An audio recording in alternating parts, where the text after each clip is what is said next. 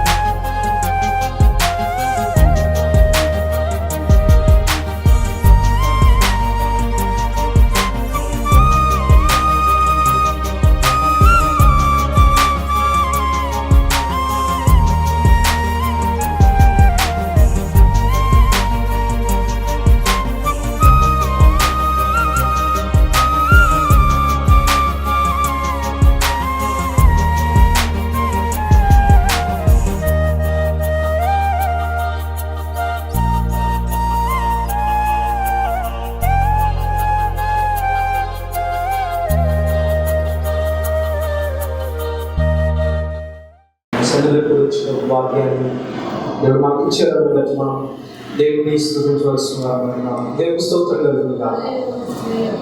శ్రేష్టమైన సమయంలో దైవ సందేశాన్ని మనం ఇష్టపడుతున్నాం కనుక మన ఈరోజు ఉపవాసం యొక్క ప్రాముఖ్యమైన ఉద్దేశం మీ అందరికీ తెలిసిందే. లైక్ ఏదేమైనా ఉపవాసం నుండి ప్రార్థన చేస్తే జరిగే గొప్ప కార్యాలన్నీ కూడా మనం పాడుకున్నాం. అంటే ఉపవాసం నుండి ప్రార్థన చేస్తే ఎలాంటి కార్యాలు జరుగుతాయి, భక్తులు ఎలాంటి ఆశీర్వాదాలు పొందుకున్నారు. అంతేకాదు మీరు ఉపవాస ప్రార్థనలు మన పాడపాటలు గమనిస్తే వ్యక్తిగతంగా వాళ్ళ కోసం ఉపవాసం ఉన్న వాళ్ళకంటే ప్రజల కోసం ఉపవాసం ఉన్న వాళ్ళే. అంటే ఉదాహరణ చూసుకుంటే మోషే ధర్మశాస్త్రం కోసం ఉపవాసం ఉన్నాడు. ధర్మశాస్త్రం ఎవరి కోసం? ఇశ్రాయేలు ప్రజల కోసం. సో అది వ్యక్తిగతమైన ఉపవాసం కాదు. రెండోది ఎస్తేరు ఉపవాసం. ఎవరి కోసం ఉన్నది? ఎస్తేరు ఉపవాసం. ఎస్తేరు ఉపవాసం ఉంది ఎవరి కోసం?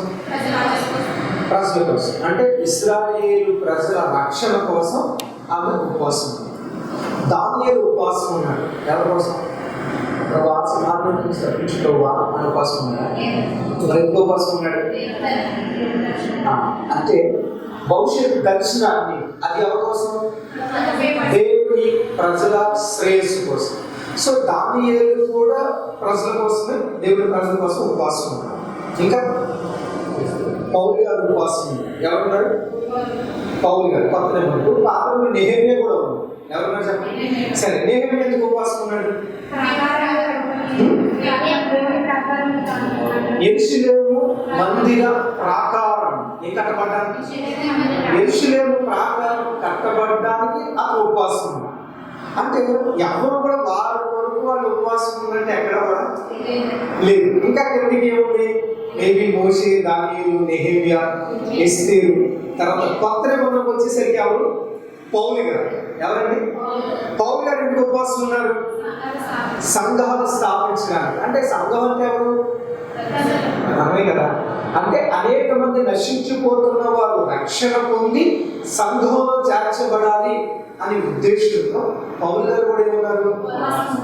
చెప్పండి, ఉపవాసం ఉన్నారు. ఇప్పుడు యోవేలు కూడా ఉపవాసం ప్రారంభించారు. ఎవరండి? దేనికోసం? దేశ ప్రజల క్షేమం కొరకు. అర్థమవుతుందా? అంటే ఒక మాటలో చెప్పాలంటే ఉపవాసం ఉన్న వాళ్ళందరూ కూడా వాళ్ళ కొరకు, వాళ్ళ అభివృద్ధి కొరకు, వాళ్ళ కుటుంబ స్థితిగతుల కొరకు ఉపవాసం లేదు. మరి దేని కొరకున్నారు? ఆత్మల రక్షణ కొరకున్నారు. దేవుడి ప్రజలకు వాక్యాన్ని అందించడానికి, అంటే ధర్మశాస్త్రాన్ని అందించడానికి ఉపవాసం ఉన్నారు.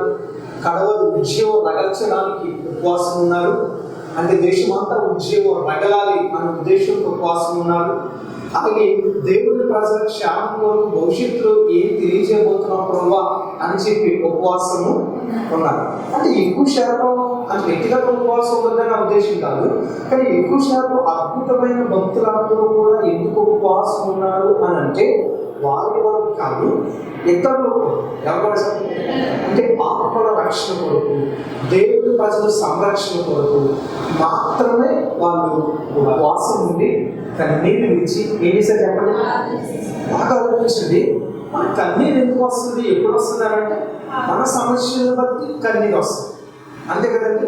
ఇప్పుడు కుటుంబంలో సమస్యలు వచ్చినా, ఆర్థిక సమస్యలు ఉన్నా, కుటుంబ ఒత్తిడులు ఉన్నా, అనారోగ్య సమస్యలు ఉన్నా 100% మన కళ్ళబడితే ఏమొస్తుంది? కన్నీరు వస్తుంది. అంటే మనం ఎందుకు ఉపవాసం ఉంటాము అని అంటే మన కోసం ఉపవాసం ఉంటాం. కన్నీరు ఎప్పుడు వస్తుంది అని అంటే మన కోసం, మన బాధ కోసం వస్తుంది. కానీ ఇక్కడ భక్తులందరూ కూడా ఇప్పుడు చెప్పబడిన మోషే, దావీదు, నెహెమ్యా, ఎస్తేరు, పౌలు వీళ్ళందరూ ఉపవాసం ఉండి కన్నీరు కాచి ఎందుకు ప్రార్థన చేశారంటే వాళ్ళకు వచ్చిన బాధను బట్టి కాదు. వాళ్ళకు వచ్చిన బాధను బట్టి కాదు. ఆత్మీయ జీవితంలో బాధను పెట్టుకుంది ఎంతసేపు మన కొరకు మనం ప్రార్థన చేసుకుంటాం, మన బాధలు మనకి ఎక్కువ అనుకుంటాం. అంతేకాదు మనకు చిన్న కష్టం వచ్చినా కన్నీరు వస్తుంది కదా, వస్తారు ఎంత బాగా వస్తుంది కదా కదా. అంటే వ్యక్తిగత సమస్యల కొరకు కన్నీరు గురించి ప్రార్థన చేస్తున్నాం కదా. మన దేవుడి ప్రజలు రక్షించిపోతుంటే ఆత్మల భారం కలిగి మనం కన్నీటితో ఉపవాసం ఉండి దేవుడు ప్రార్థన చేయగలుగుతున్నామా? ఈ రోజున ఈ భయంకరమైన మతోన్మాదం పెరిగిపోతున్న ఈ రోజుల్లో సువార్తకు చాలా ఆటంకాలు జరుగుతుంది. ఎక్కడికి వెళ్ళినా సువార్తకులను కొడుతున్నారు, రకరకాలుగా హింసిస్తున్నారు, హేళన చేస్తున్నారు, బైబిల్ కాలుస్తున్నారు, బైబిల్ తొక్కుతున్నారు, బైబిల్ మోసుకెళ్ళి సువార్త ప్రకటిస్తున్న వాళ్ళపై దాడులు జరిగిస్తున్నారు. ఇలాంటి సమయంలో మనం చేయాల్సిన పని ఏంటి? ఉపవాసం ఉండి ప్రార్థన చేయాలి. బాగా తెలుసుకోండి, సువార్తీకరణ 2 రకాలు ఉంటుంది. ఇప్పుడు ఒకటి సువార్త చేసే గుంపు, ఏం చేసే గుంపు. రెండోది సువార్తను సహకరించేది. ఈ 2 గుంపులో 7 గుంపులో మనం ఉండాలి. అంటే సువార్త చేసే సువార్తికులు కానీ, దైవజనులు కానీ కొంతమంది సువార్త చేస్తూ ఉంటారు. అంటే ఇప్పుడు అందరూ మాట్లాడగలిగే వాక్చాతులు ఉండదు కదా, అందరికీ అవకాశం ఉండదు కదా. సో ఒక గుంపు మాలాంటి వాళ్ళు, సువార్తికులు, సంఘ కాపరులు, నాయకులు సమర్పణ కలిగి వివాహాలు చేసుకోకుండా కొంతమంది స్వార్థ కలిగిన స్త్రీలు, పురుషులు ఇలాంటి వాళ్ళు కొంతమంది ఉంటారు.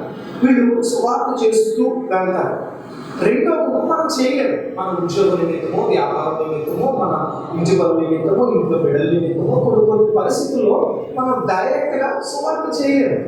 అప్పుడు మనం ఏం చేయాలి అని అంటే సువార్త చేస్తున్న వారికి సహకారాన్ని అందించాలి. ఏమందించాలి అంటే మాట సహకారం కావచ్చు, మోరల్ సపోర్ట్ కావచ్చు, ఫైనాన్షియల్ మ్యాటర్స్ కావచ్చు, అంటే ధన సంబంధమైన అవసరాలకు, పరిస్థితులకు కావాల్సినవి కావచ్చు. మన నీడ్స్ ఏమైతే ఉన్నాయో వాటికి సంబంధించి అవసరతలు మనం పాలకులు పొందడం అది రెండో గుంపు. అంటే స్వార్థకు సహకరించే గుంపు ఒకటి, సువార్త చేసే గుంపు ఒకటి. మన చెప్పండి, సాయం చేసే గుంప, చెప్పే గుంప ఒకటే చెప్పారా? నాకు ఉపవాసం బయటికి రాదా? ఉపవాసం తెలియాలా? ఇప్పుడు ఆ దేశం మొక్కలు చూపించాలా? ఉపవాసంలో ఇంకా ఎలా ఉండాలి? మోసే ఉపవాసం ఉన్నప్పుడు అతను కొండ మీద నుంచి దిగి వస్తా ఉంటే అతని మొక్కలు ఎలా ఉందంట? ప్రకాశించిందంట. ఏం చేసింది? మరి ఫ్యూజులు కొట్టేసిన బతుకాన్ని వాడుకుని రోజు మీద ఇప్పుడు ఎలా ఉండాలా చెప్పాలి? ఇంకా యాక్టివ్గా ఉండాలి, ఎనర్జెటిక్గా ఉండాలి. అదే ఉపవాసంలో ఉన్న స్పెషాలిటీ. ఉపవాసం ఉన్నప్పుడు మొక్కం ఏం చేసుకోవద్దు బైబిల్లో? ఏం చేసుకోకూడదు? వికారం చేసుకోవద్దు. మరి వికారం ఎందుకు వస్తుంది మొక్కలో? కడుపులో వికారం ఉందండి, ఆ వికారం మొక్కలో కనిపిస్తుందండి. ఒకరోజుకే ఉపవాసం ఉన్న దానియలు 2 రోజులు ఉన్నాడు, ఇస్తే 2 రోజులు ఉంది. అర్థమైందా? నేను ఎప్పుడో మాట చెప్తాను, మర్యాద ఉపవాసం ఉన్నా సరే, లేదా యోన ఉపవాసం చేస్తాడు దేవుడు. యోన చేశాడా, చేయించాడు దేవుడు? కొన్నిసార్లు రాష్ట్రం ఒక పూట కూడా ఉండడం చాలా కష్టంగా ఉందండి నాకు అని అంటారు. బాగా ఆలోచించింది. ఇప్పుడు మా సిస్టర్ మన 58 రోజుల ఉపవాస ప్రార్థన జరిగించారు కదా, నాకు వర్తమానానికి వెళ్ళాను కదా, ఆమె షుగర్ పేషెంట్. జనరల్గా మనం ఏమనుకుంటాం, బలహీనతలు ఉంటే ఉపవాసం ఉండడం చాలా 50 days ఉన్నాక రైస్ ఏం తీసుకోవాలి, జస్ట్ లైట్ కొన్ని ఫ్రూట్స్ లాంటివి తప్ప పెద్దగా లిక్విడ్స్ లోపల తీసుకోవడం తప్ప 52 days ఉన్నట్టు 50 days అంటే ఎందుకు ఈ మాట చెప్తున్నానంటే మనం మానసికంగా ప్రిపేర్ అయిపోతాం. ఏంటి ఈరోజు ఉదయం టిఫిన్ చేయాలా, ఇప్పుడులానే టిఫిన్ చేయాలంటే సరే ఆటోమేటిక్గా ఎలా అయిపోద్ది, ఇది మెంటల్గా మనం ట్యూన్ చేసుకుంటాం. ఆ ట్యూన్ ఎప్పుడైతే చేసుకుంటామో కడుపులో వికారం వస్తుంది, ఆ వికారం ఎక్కడ కనిపిస్తుంది, మోసేకి మైండ్లో లేదు, మనకి ఎక్కడ ఉంటుంది. చాలా మంది సమస్యలు వచ్చినాయి కానీ ఒక్కరోజు కూడా ఉపవాసం ఉంటే మహాభక్తులు కొంతమంది ఉంటారు. సంఘ క్షేమాభివృద్ధి కొరకు ఖచ్చితంగా ఉపవాసం ఉండాలి, ఆత్మ రక్షణ కొరకు ఉపవాసం ఉండి ప్రార్థన చేయాలి. మీరు బాగా ఆలోచించండి, ఆదిమ సంఘంలో ఉపవాసం ఉండి ప్రార్థించే వాళ్ళు ఉన్నారు కాబట్టి మనం అనుకుంటాం సహజంగా ఈ దినాల్లో క్రైస్తవులు కొడుతున్న యూట్యూబ్లో మనం చూస్తున్నా చాలా ఫీల్ అయిపోతుంది.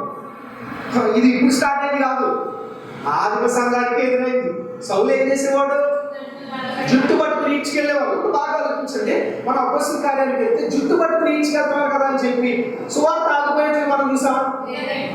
సువార్త ప్రబలమాయను అని ఉంటుంది. ఏమైందంట అంటే సువార్త ప్రబలం ఎలా అయింది అని అంటే హింస కలిగే కొద్ది సువార్త పెరిగింది.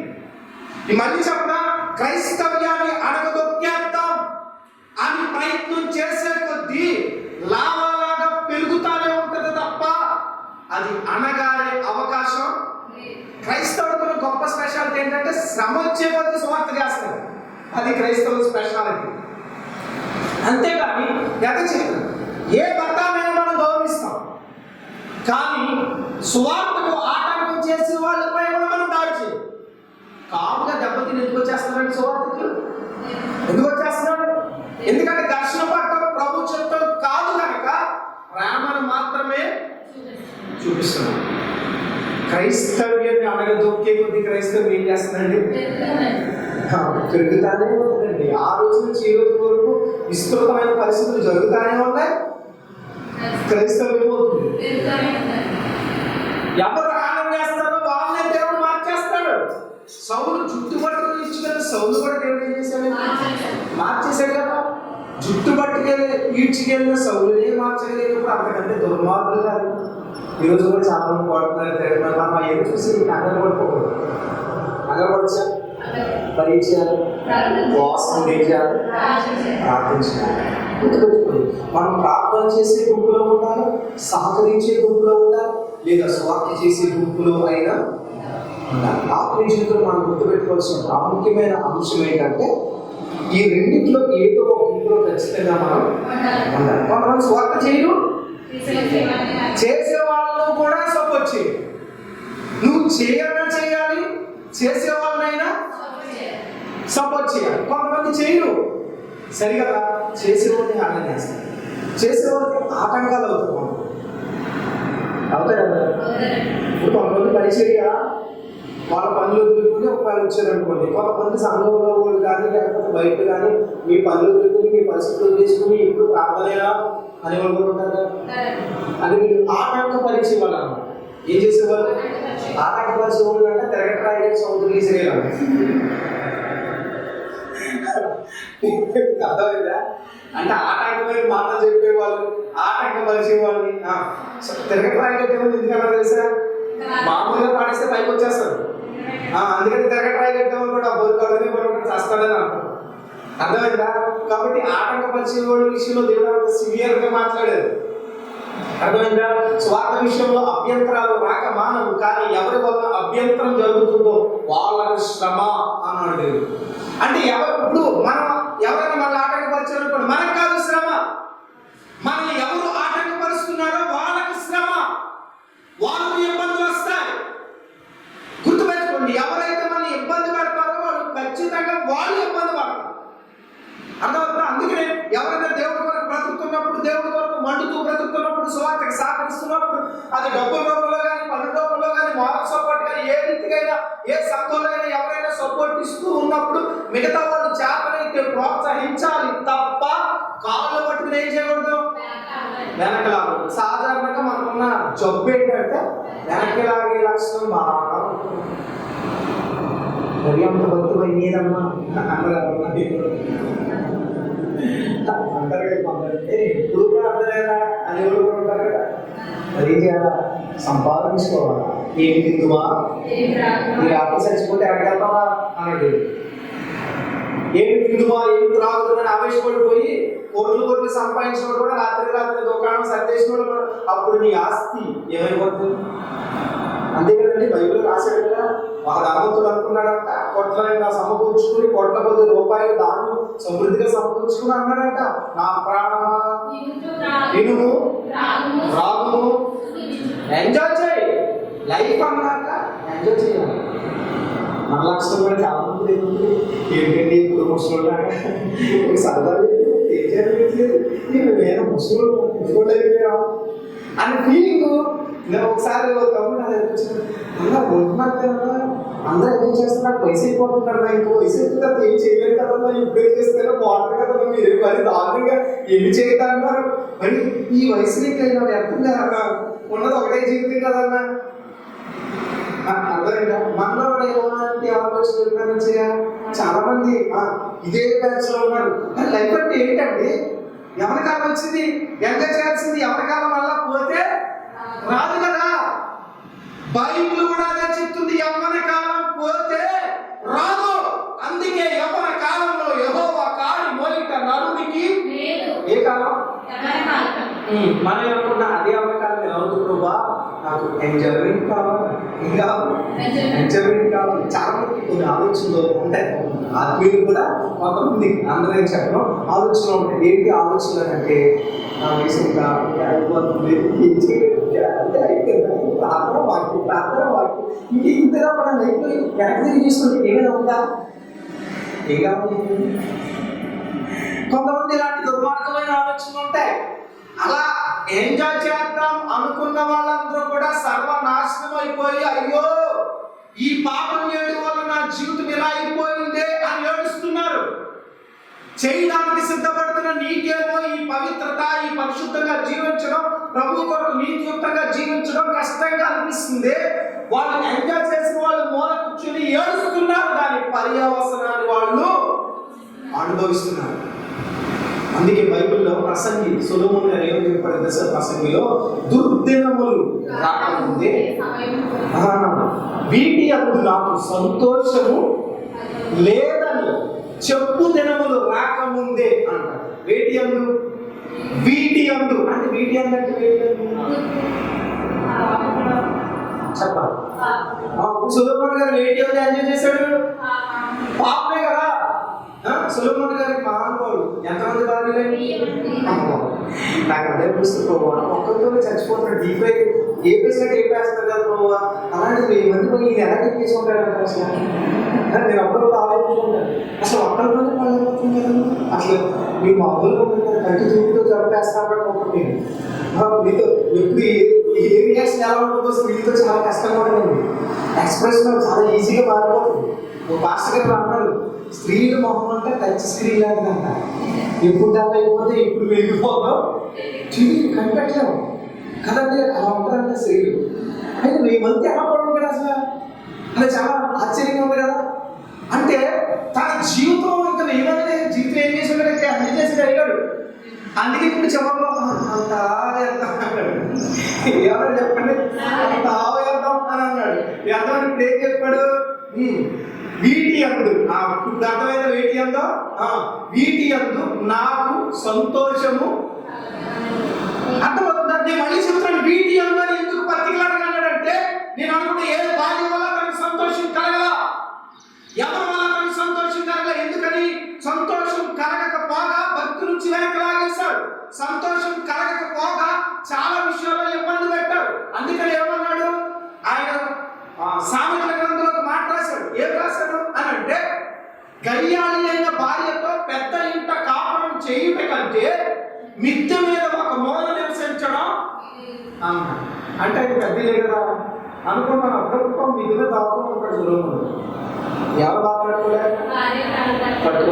అన్నీ రాశాడు. కాబట్టి యోగ్యురాలైన భార్య, పెన్నిటికి కిరీటం, చూడండి, భార్య నుంచి అంత అద్భుతంగా వర్ణించిన వ్యక్తి ప్రపంచంలో ఎవరు లేరు, ఒక సొలొమోను తప్ప.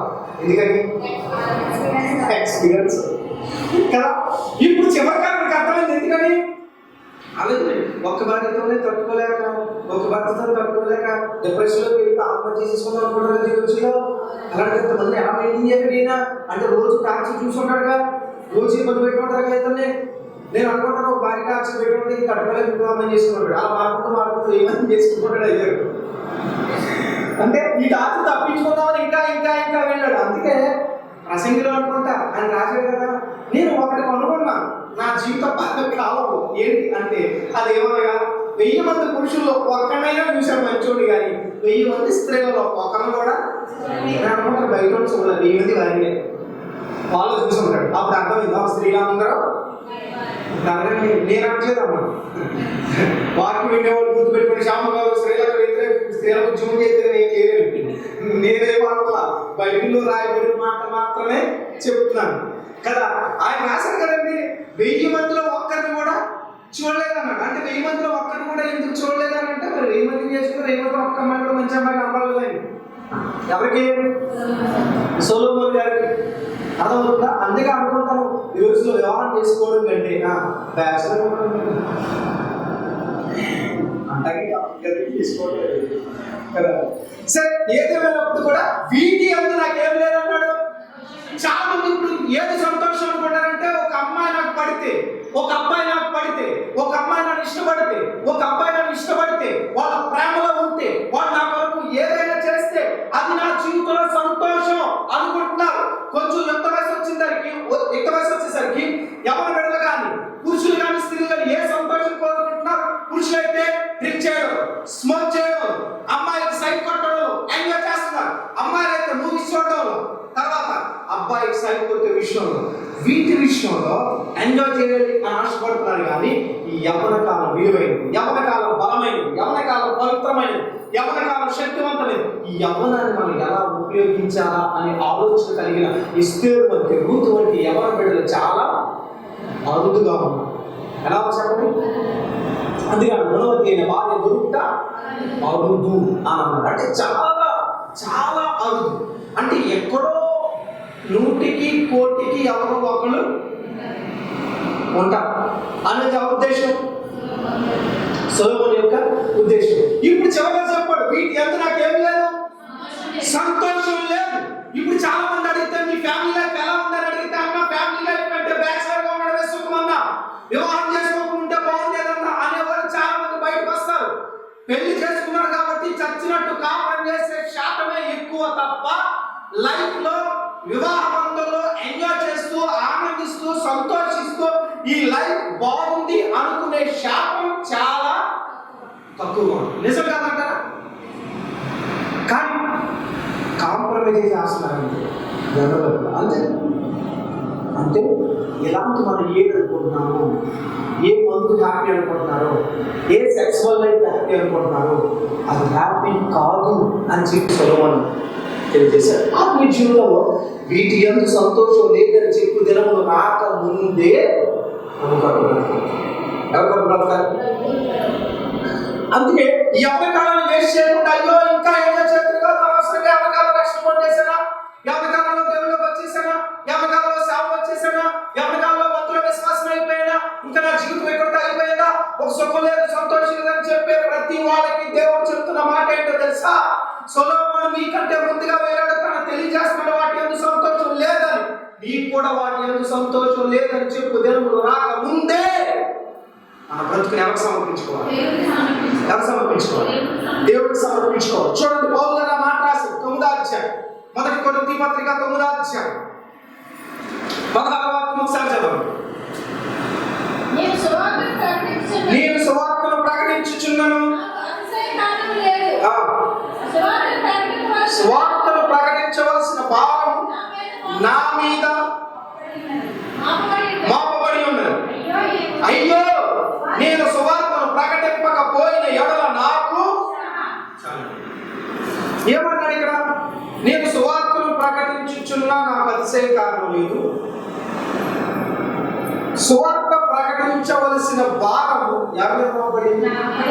ఎవరి మీద? పౌలు మీద. నా మీద అని చదివారు మీరు? ఏం చదివారు? అంటే పౌలు గారి మీద. పౌలు గారు మాట చెప్పాడు. ఇప్పుడు చదువుతున్న నా మీద. ఎవరి మీద? అంటే నీ మీద, నా మీద, మనందరి మీద ఏముంది? భారము. This is the responsibility. మన ప్రభు అయిన యేసుక్రీస్తు నామములో రెండంచుల ఖడ్గమని యొక్క ఆధ్యాత్మిక కార్యక్రమాన్ని వీక్షిస్తున్న వీక్షకులందరూ కూడా ప్రభు నామములో శుభాభివందనాలు తెలియజేస్తున్నాను. ఈ యొక్క ఆధ్యాత్మిక కార్యక్రమం మిమ్మల్ని ఎంతో బలపరుస్తుంది, ఎంతోమందిని మారుస్తుందని అనేక మంది సేవకులు మీరు చేస్తున్న ఫోన్స్ ద్వారా నేను దేవుడిని ఎంతో స్తుతిస్తున్నాను, గణపరుస్తున్నాను. కనుక ఈ యొక్క ఆధ్యాత్మిక కార్యక్రమం ఇలాగే ఆగక కొనసాగాలి అని అంటే మీ యొక్క సహకారం ఎంతో అవసరం. కనుక ఎవరైనా ఈ యొక్క ఆధ్యాత్మిక కార్యక్రమాన్ని మేము బలపరుస్తామన్నా, దీనికి స్పాన్సర్ చేస్తాం అని ఎవరైనా మీ హృదయంలో ప్రేరేపించబడితే మాత్రమే ఈ కింద స్క్రోల్ అవుతున్న ఈ ఫోన్ నెంబర్లకు మీరు ఫోన్పే ద్వారా కానీ గూగుల్ పే ద్వారా కానీ మీరు మీ అమౌంట్ పంపించి స్క్రీన్ షాట్ నా వాట్సాప్ నెంబర్ కింద స్క్రోల్ అవుతుంది, దానికి మీ డీటెయిల్స్, మీ పూర్తి వివరాలు పంపించినట్లయితే ఖచ్చితంగా ఈ సువార్తలో మీరు పాలుభాగస్తులు అవుతారు, అనేక మందికి సువార్తను అందించిన వారు అవుతారు. కనుక ఈ ఆధ్యాత్మిక కార్యక్రమం ఆగక ఇలాగే కొనసాగాలని దినసేవకుడిగా నేను కోరుకుంటున్నా.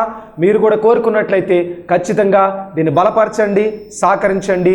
దేవుని ఆశీర్వాదాలు మీరు అందరూ పొందుకోవాలని ప్రేమపూర్వకంగా ఆహ్వానిస్తున్నాం. God bless you.